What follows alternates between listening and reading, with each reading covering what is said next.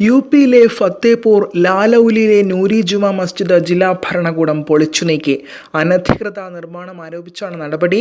180 വർഷം പഴക്കമുള്ളതാണ് നൂരി മസ്ജിദ്. സംഭൽ സംഘർഷം നിലനിൽക്കെയാണ് യുപിയിൽ മുസ്ലിം പള്ളിക്ക് നേരെ സർക്കാർ ബുൾഡോസർ രാജ് നടപ്പിലാക്കിയത്. ദി ഹിന്ദുസ്ഥാൻ ടൈംസ് ഉൾപ്പെടെയുള്ള ദേശീയ മാധ്യമങ്ങളാണ് വാർത്ത റിപ്പോർട്ട് ചെയ്യുന്നത്. ഫത്തേപൂർ ജില്ലയിലെ ലാലൌലി നൂരി ജുമാ മസ്ജിദിന്റെ പ്രധാന ഭാഗങ്ങളെല്ലാം ജില്ലാ ഭരണകൂടം പൊളിച്ചു നീക്കി.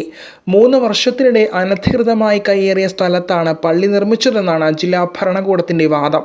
ഫത്തേപൂരിലെ ബഹ്റൈച്ച് ബന്ദ റോഡ് വീതി കൂട്ടുന്നതിന്റെ ഭാഗമായിട്ടാണ് പള്ളി പൊളിച്ചത്.